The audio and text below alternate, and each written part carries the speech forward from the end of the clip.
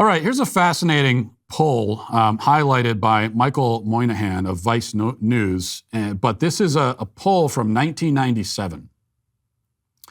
And so this is when I was in like 5th or 6th grade. And this is what the polling data on race relations said back in 1997. The article says, nearly 9 out of 10 black teenagers said racism has little impact on their day-to-day lives, according to a Time CNN poll released on Sunday. The survey also found more than half of all teenagers, 62% of blacks, 58 whites, believe racism is a big problem. Asked about racism in their own lives, 89% of black teenagers said racism was a small problem or not a problem at all. Now you see that, and at first it's kind of shocking because it's unthinkable that a poll like that would have similar results today. You can't imagine a poll of black teenagers in 2022, and it comes back that 90% are saying that racism is not a problem or only a small problem in their day-to-day life. Yet for those of us who lived through the 90s, it's actually not surprising at all.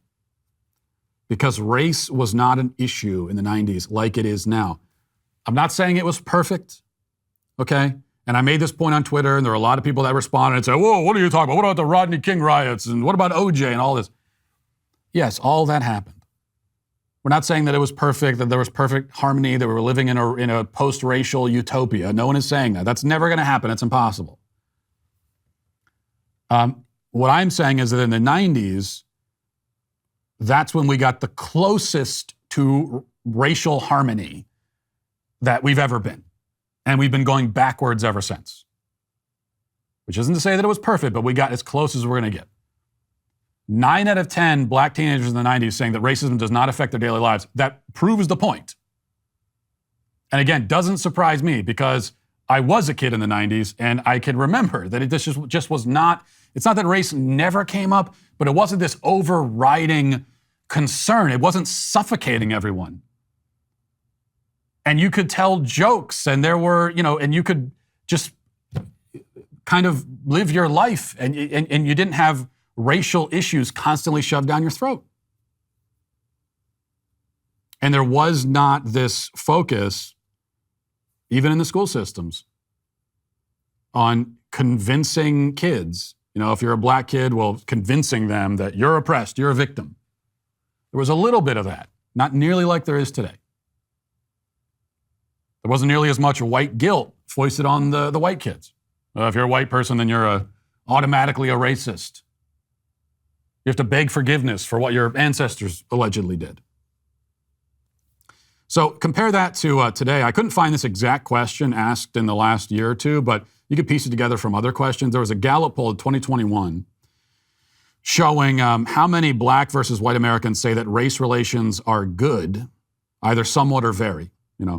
Only 33% of blacks said that we have good race relations in America in 2021, 43% of whites. In 2001, that number was 70% for blacks, 62% for white. So 20 years ago, black people in this country, according to the polling, had a better view of race relations than even white people did. But a majority of everyone agreed that race relations are pretty good. And there was another question, is racism widespread? This is now 2021. 84% of black adults said, yes, it is. 59% of white. So 90% of black teens in the 90s said racism had little or to no impact on their daily lives. Which means we can assume that they didn't think that it was widespread. If it doesn't have any impact on your day-to-day life, then it's not as widespread. But now nearly as many black Americans say that it's a widespread problem. What this means is that those, we're talking about black teenagers versus black adults. So this teenagers growing up in the 90s said, well, it's not that big of a deal. It doesn't affect my everyday life. Since then, they've been convinced otherwise.